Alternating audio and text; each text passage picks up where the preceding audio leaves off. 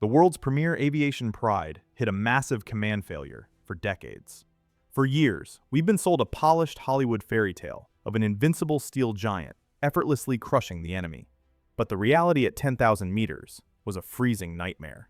The iconic Boeing B-17 Flying Fortress, that legendary Flying Fortress, equipped with supposedly top-secret sights, often dropped its payload anywhere but on target. And the touted defensive power of its dozen machine guns shattered in an instant against the clever tactics of the opposition's air force. Today, you will find out what arrogant order from the generals led to the single darkest day in American air power history. Why did the flight crews jokingly, yet bitterly, call this aircraft a frozen tin can? And how did this massive tactical catastrophe unexpectedly rewrite the rules of aerial combat? Watch this video until the very last second, and I will reveal the shocking, gritty underside of these sky battles that official chronicles have desperately tried to airbrush out. I promise, these facts will change your entire understanding of history. We're taking off. Seattle, 1934. A small aviation company, Boeing, is on the verge of bankruptcy. Military contracts have dried up. The civilian market is gasping for air. With only a few hundred employees and a handful of hangars, the next major contract isn't just about profit, it's about survival. Then, a chance appears. The United States Army Air Corps announces a tender for a new multi-engine bomber. The requirements are serious: range, payload, speed. Companies across the country begin drafting, calculating, and arguing in boardrooms. Boeing decides to go all in. Under the leadership of Edward Wells, engineers begin work on a project internally designated as Model 299. 4 engines instead of the usual 2. Enclosed machine gun turrets covering the entire perimeter. A wingspan of nearly 30 meters. By the standards of 1934, this looked about as realistic as a modern car factory announcing they were building a spaceship. But they built it. They invested $275,000 of their own money, a colossal sum for the time. If the tender failed, the company might not survive. No insurance, no backup plan. On July 28, 1935, Model 299 took to the skies above Seattle for the first time. And that is when something pivotal happened. Journalists were standing on the airfield. They were used to airplanes. They'd seen plenty. But what taxied onto the runway made several of them stop mid-sentence. A massive silver machine. 4 engines. Gun barrels bristling from every side. The nose, the sides, the top, the bottom. A reporter from the Seattle Times, Dick Williams, looked at it and scribbled 3 words in his notebook: Flying Fortress. He wrote it simply as a descriptive metaphor. He didn't know he had just coined one of the most famous nicknames in aviation history. Boeing's PR department instantly trademarked the phrase. The name stuck for good. But it was too early to celebrate. On October 30th, 1935, during a demonstration flight for the Military Commission, Model 299 crashed on takeoff.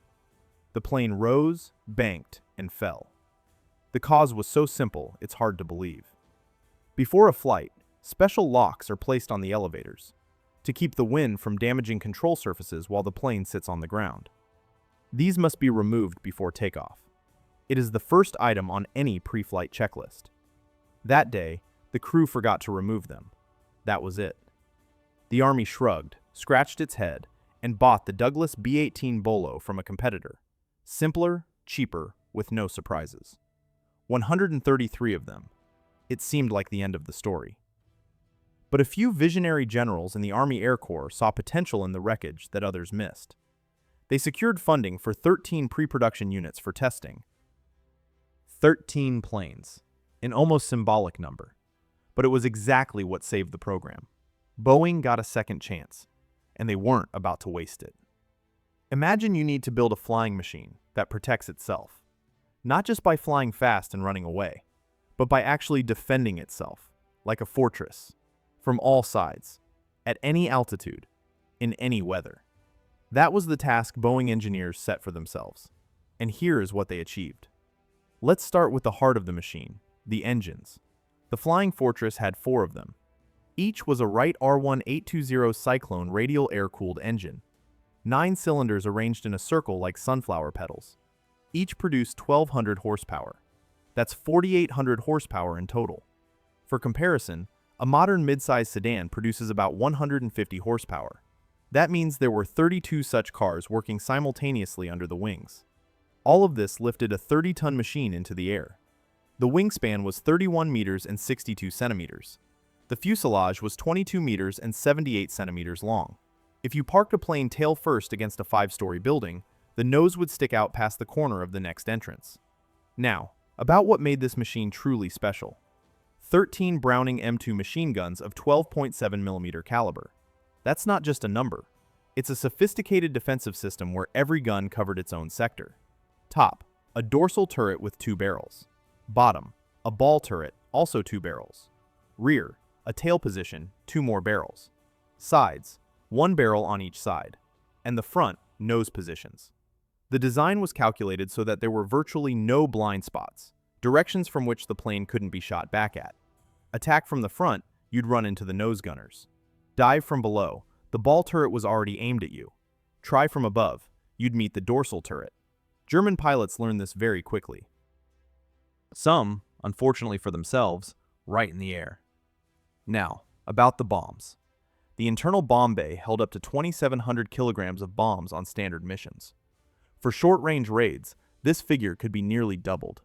That's like loading 2.5 cars into a plane and dropping them on a target from an altitude of 10 kilometers. And now, that very device whispered about in hushed tones. The Norden bomb sight. An optical mechanical bombing sight developed by engineer Carl Norden.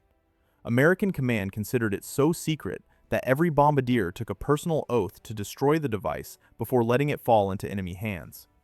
On board, it was kept in a special steel case. It was guarded from the moment of delivery to the airfield until takeoff. The theory was beautiful. The Norden sight allowed for calculating the drop point by accounting for airspeed, altitude, wind, and target movement. From an altitude of 6 kilometers, it could hit a target within a 30-meter circle. On paper, it sounded like magic. What happened in practice, we will cover later. And here, reality turned out to be somewhat more modest than the promises. But for now, the machine is ready. 4 engines are humming. 13 machine guns are loaded. 2,500 kilograms are in the bomb bay. The Norden sight is installed and sealed. All that's missing? The people who will take this into the sky. 10 men. That's exactly how many it took to get the Flying Fortress into the air and bring it back. Not 9, not 11, exactly 10. Each in their place, each with a specific task, without which the machine ceased to be a fortress and became just a big plane. Let's meet them in order. In the very nose sat the bombardier. His workspace was a glass cone at the front of the fuselage. During the bombing run, he took control via the Norden sight and led the plane to the drop point. All this time he lay almost horizontally, looking down through the glass, seeing the Earth from an altitude of 10 kilometers. Small, distant, and very cold. Next to him, the navigator. Maps, rulers, a slide rule, watches. No radar, no satellite navigation. Only math, the stars, and the ability to calculate in your head faster than the plane drifted off course. Behind them, the pilot and co-pilot. 2 men who spent 8 to 10 hours straight holding a 30-ton machine in a tight combat formation. Tight means the distance between planes was only a few dozen meters. At a speed of 400 kilometers per hour, in turbulence, sometimes under fire. If you think that sounds tense, you're right. Further down the fuselage, the flight engineer, also the top turret gunner. His job in flight was to monitor the health of all 4 engines, fuel consumption, and system pressure, and if necessary, turn to the turret and open fire. The radio operator sat in the middle of the plane. They called him the voice of the crew. Contact with the ground, with other ships, emergency signals, and he was also one of the gunners. Then, 4 gunners. 2 waist gunners, 1 on each side. The tail gunner, in the very rear of the fuselage, back to the direction of travel, facing what was left behind. And the last one, the ball turret gunner. Stop for a second and imagine the following. Under the belly of the plane, a metal sphere slightly over a meter in diameter. Inside this ball, a person. He sits with his knees pulled to his chest because there's no other way to fit. Below him, only glass. Under the glass, 10 kilometers of air. 2 machine guns point down and out. You can only enter the turret when it's aligned straight down. Otherwise, the hatch is blocked. Getting out in an emergency, a separate story that gunners preferred not to discuss out loud. It was the loneliest post on the entire plane. Now, the conditions these 10 men worked in. The fuselage of the Flying Fortress was not pressurized at all.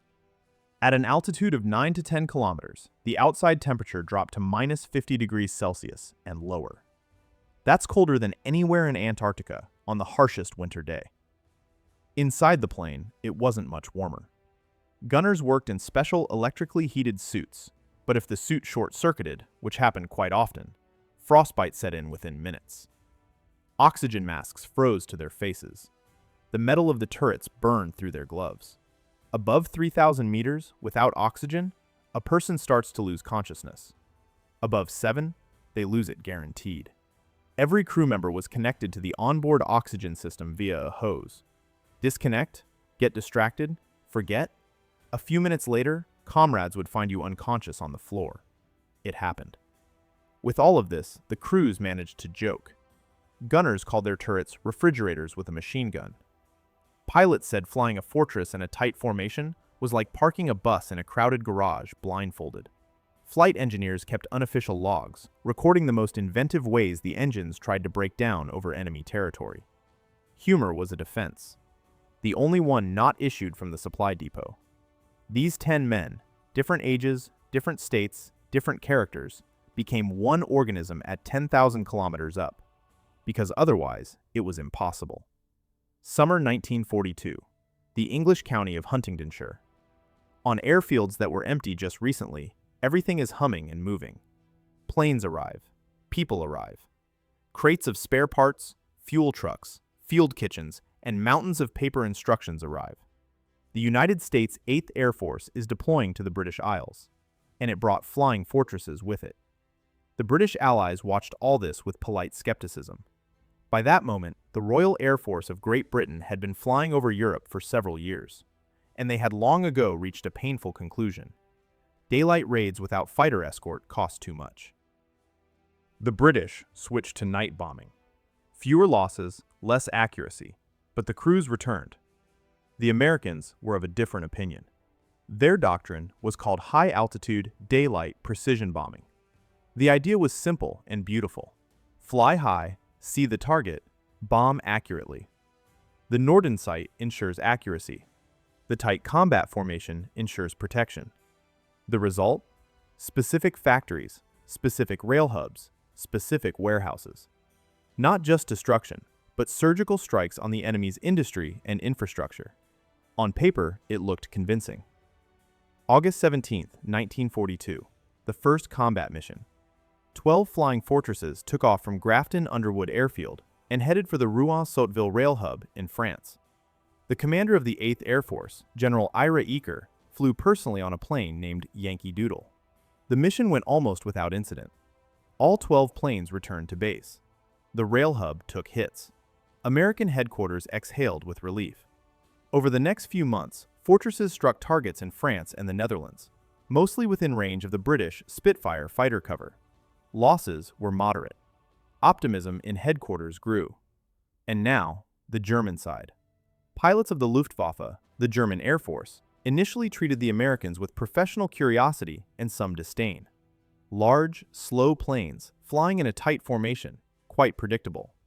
Experienced German pilots were used to the British Lancasters and Halifaxes at night.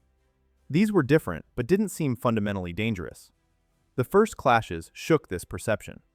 The tight defensive formation of the Fortresses, the so-called combat box, proved to be an unpleasant surprise. Attacking a single plane in the formation meant the German pilot immediately came under fire from neighboring ships. Breaking through the formation in a head-on attack meant passing through a wall of 20 to 30 barrels. The Luftwaffe started looking for a solution, and it found one. But for now, the price of this solution wasn't known to either side. While American headquarters celebrated early successes and planned for deeper raids into Europe, an idea was brewing in command offices that seemed like the logical next step. If the tight formation protects itself, then fighter escort isn't needed. That means you can fly further. That means you can reach targets that were previously unreachable. It seemed like an obvious conclusion from the first successes. It was a mistake. Spring 1943. Headquarters of the U.S. 8th Air Force in England. On the maps, deep arrows reaching far to the east. On the tables, reconnaissance photos of factories and oil refineries on German territory. In the air, a confidence that over time began to border on overconfidence. The logic of command was flawless in its own way. The tight combat formation of the Flying Fortresses creates a solid curtain of fire. Luftwaffe fighters cannot break through it without huge losses. That means the formation protects itself. That means escort fighters, which couldn't fly far enough anyway, are not a mandatory condition. This conclusion seemed logical. It was based on real data from the first missions. And it was deeply flawed. Because while American headquarters drew their conclusions, Luftwaffe pilots drew theirs. Experienced German pilots, many of them with 2 or 3 years of combat flight under their belts, studied the Fortress combat box very carefully. They saw what was invisible on the maps in headquarters. Yes, attacking the formation head-on or from below meant running into crossfire from several planes at once. That worked. That defense was real. But the Browning M2 machine guns had an effective firing range of about 500 to 600 meters. At longer distances, the fire became inaccurate. And the 20mm autocannons on the Focke-Wulf 190 and Messerschmitt 109 fighters fired significantly further, up to 800 and even 1,000 meters with acceptable accuracy. The solution suggested itself. Don't break into the formation. Don't close to the distance of machine gun fire. Take a position outside the reach of the waist gunners and open fire with cannons. This wasn't a breakthrough in military thought. This was simple math. Attack distance, more than 600 meters. The Fortress machine guns were ineffective at that range. The fighter cannons, quite effective. German pilots began to apply this tactic more and more widely from the spring and summer of 1943. The results didn't take long to arrive. The first raid on Schweinfurt, August 17, 1943. Schweinfurt, a small German city containing several ball bearing factories. Ball bearings. They are the tiny metal spheres without which no engine, no turbine, no mechanism more complex than a bicycle wheel works. Destroy ball bearing production, and the enemy's industry starts to stop by itself. The logic was correct. The target, important. But Schweinfurt is 600 kilometers deep into Germany, far beyond the radius of any escort fighter.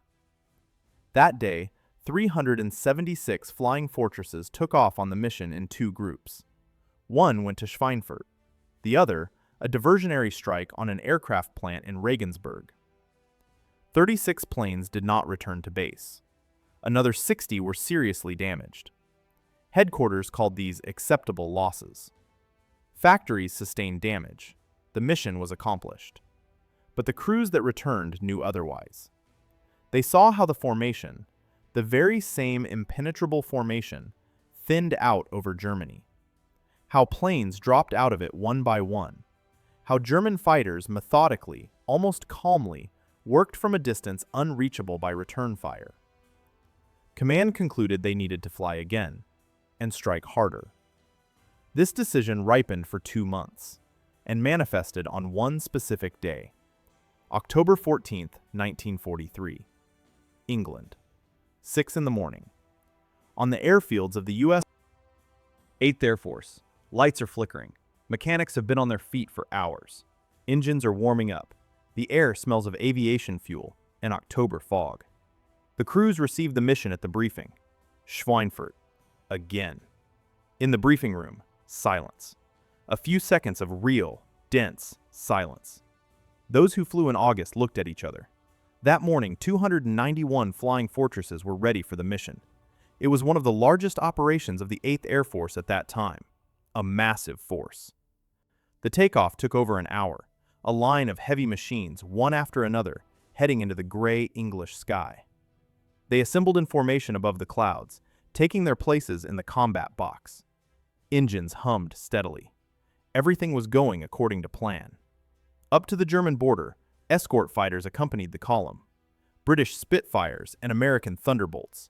They flew alongside as long as their fuel allowed, and then turned back, because further, their tanks just couldn't make it.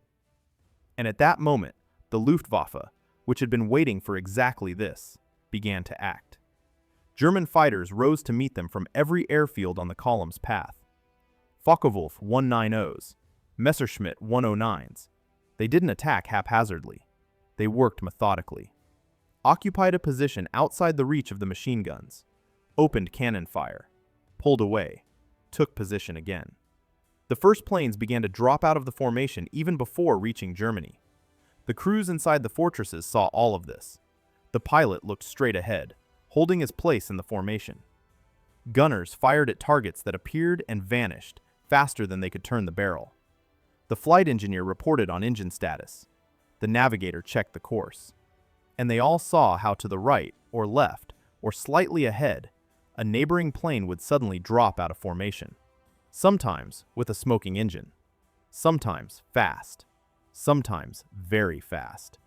And the formation closed up. And flew on. Because that was the order. Reach the target. At 14 hours and 40 minutes, the first bombs fell on Schweinfurt. Factories sustained serious damage. The mission was accomplished. The return path proved no easier.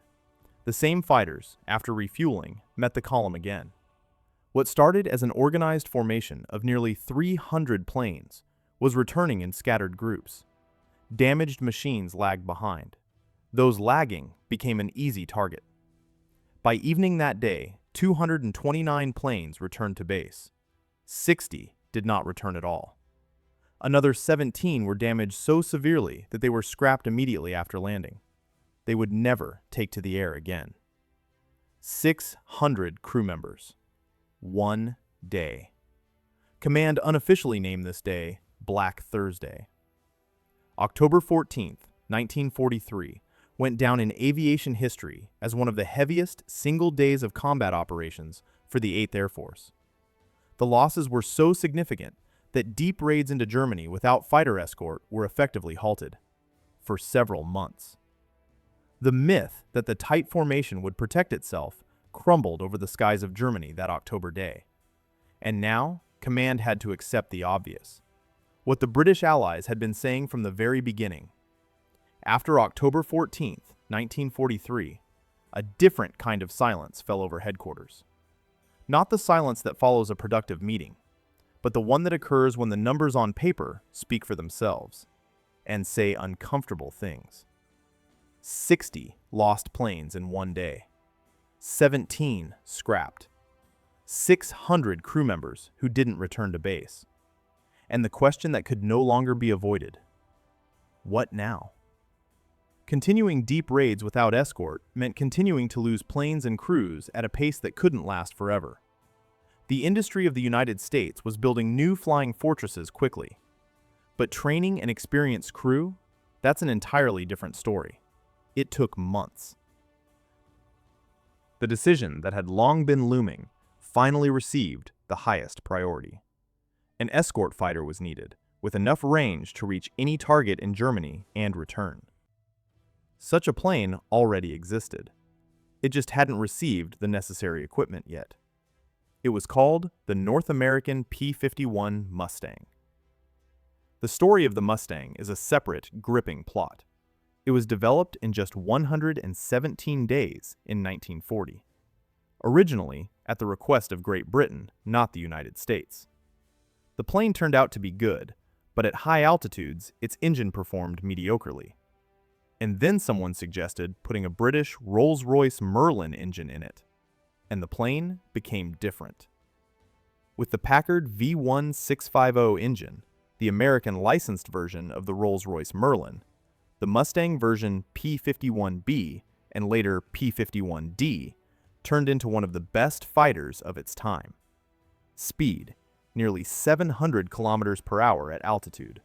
Maneuverability, high. Armament, 6 Browning heavy machine guns. But most importantly, range.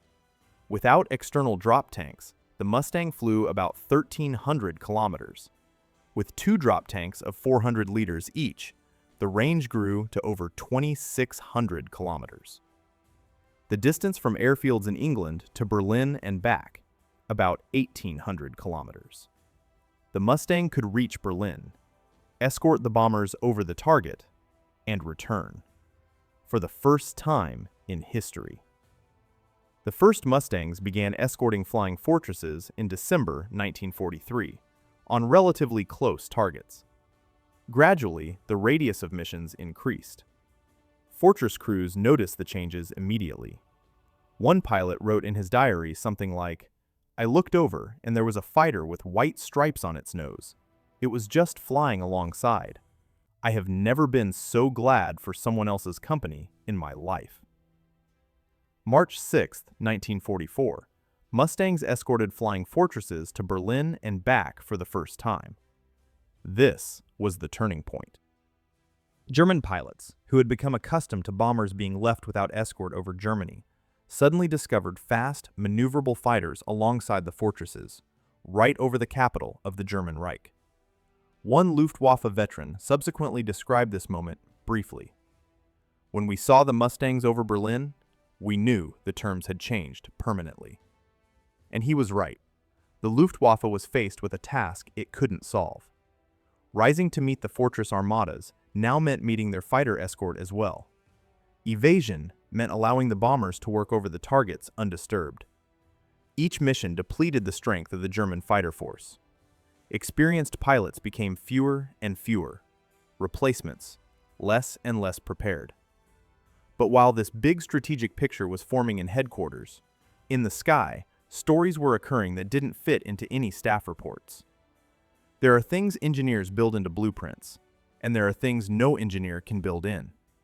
The second is called character. Some planes had it.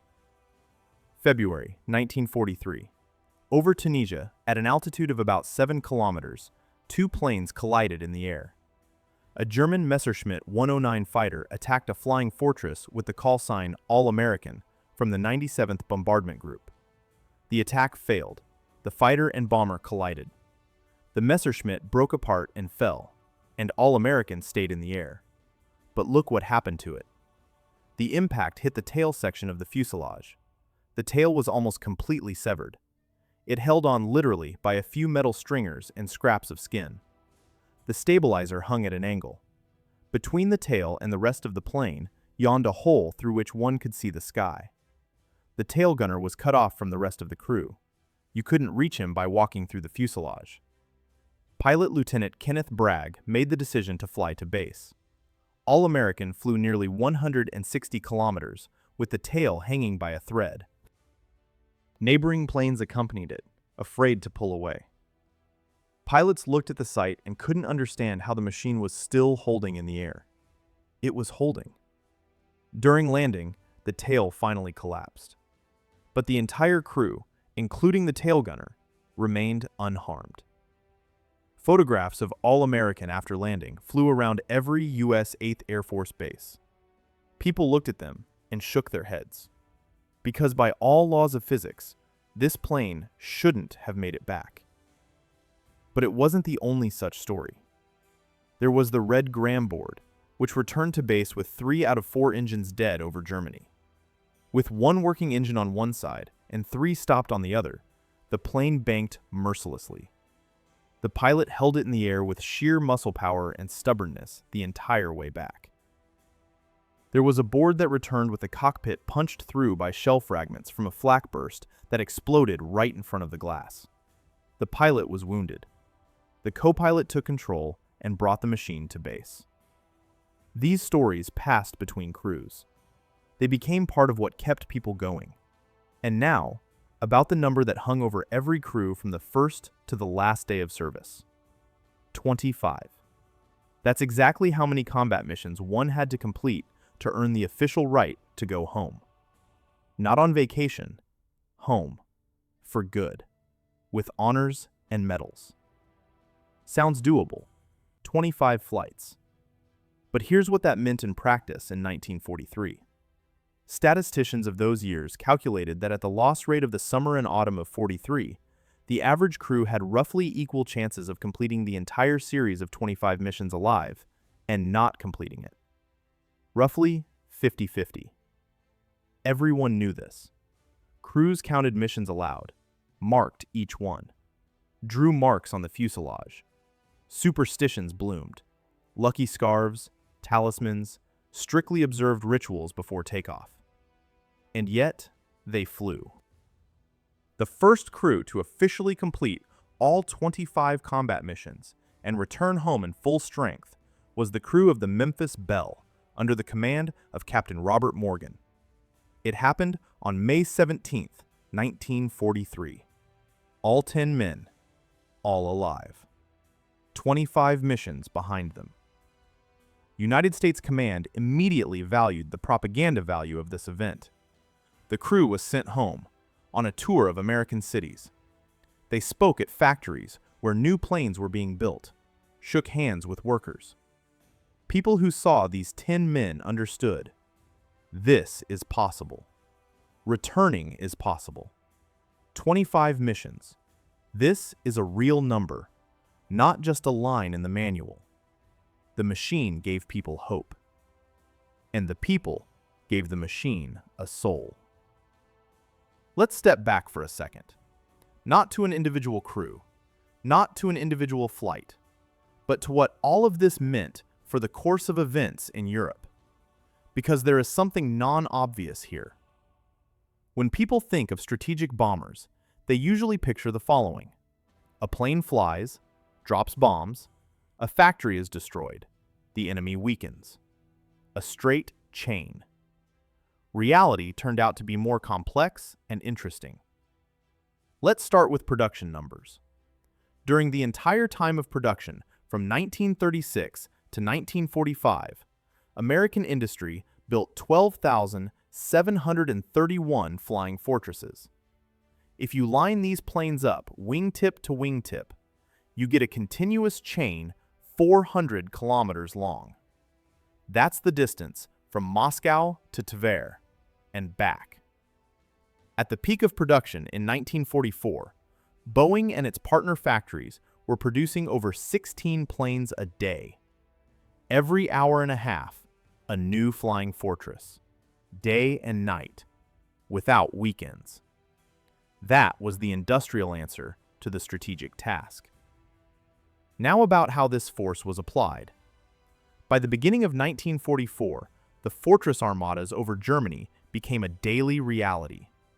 Several hundred planes, sometimes over 1,000 in one day, along with other types of bombers. They headed for oil refineries in Ploiesti and Luna, to aircraft plants in Regensburg and Wiener Neustadt, to rail hubs all over occupied Europe. German industry took hits. But here's what turned out to be more important than the direct damage from bombs. German command couldn't afford to just watch the Fortress armadas fly over the country peacefully. That was politically impossible. That was strategically dangerous. That meant they had to respond. And the Luftwaffe responded. Huge resources were thrown into the defense of the German sky. By mid-1944, the anti-aircraft defense of Germany included about 10,000 anti-aircraft guns. 10,000. That's about as many guns of all types that Germany held on the entire Eastern Front in certain periods. Think about that. Half of the German optical industry worked on the production of sights and devices for anti-aircraft artillery. About 1 million people were employed in the country's air defense system, from radar operators to searchlight crews. 1 million people who weren't building tanks, weren't paving roads, weren't working in factories. They were looking at the sky and waiting for the Flying Fortresses. The Luftwaffe fighter force found itself in a similar situation. Every day, takeoff to meet the armadas. Every day, losses of experienced pilots who became increasingly difficult to replace. The German flight school couldn't train replacements at the necessary pace. Luftwaffe fighter veteran Adolf Galland, one of the most experienced pilots of the Luftwaffe, subsequently wrote something like, "The combat potential of the German fighter force was gradually ground down in continuous clashes over Germany. Not in one decisive battle, a little bit at a time. Every day." This was the main effect.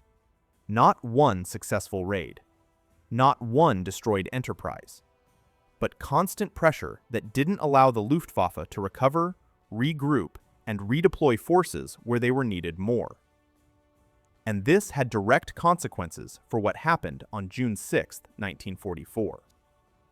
On the day of the Allied landing in Normandy, the operation codenamed Overlord, about 12,000 Allied planes operated over the coast of France. The Luftwaffe managed to raise several hundred machines that day. Air superiority, which made the landing possible, wasn't born by itself in one day.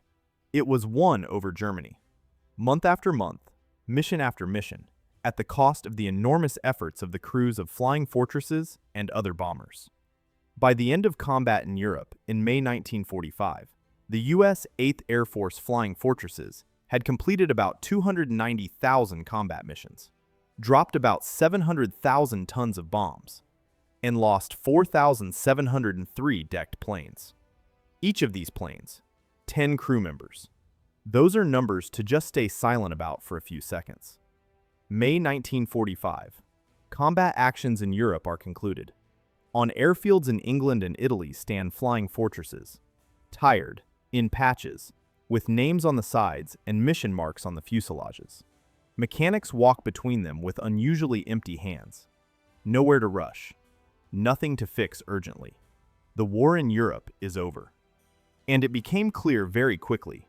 In the New World, there is no place for the Flying Fortress.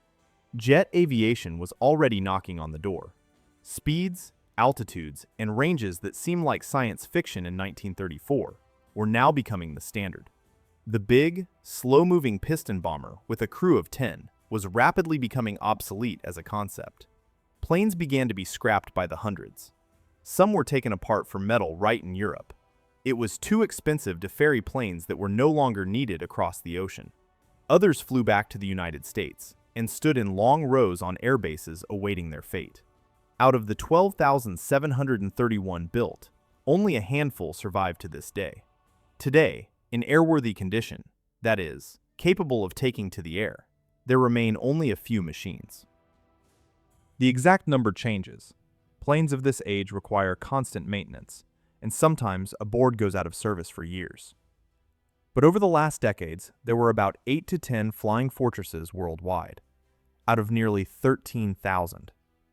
Another few dozen stand in museums, in the United States, Great Britain, Australia.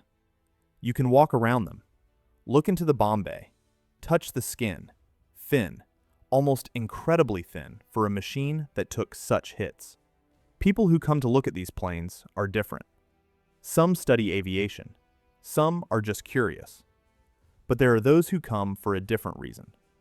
Grandchildren and great-grandchildren of those who flew inside. They stand by the board and look at the mission marks, at the name written on the nose, at the tiny space of the tail gunner position where an adult can barely fit if they try really hard. And they try to imagine, what was it like? 8 hours in this space, at minus 50 degrees, knowing that somewhere outside, someone is looking for you. There is no answer to this question in any museum.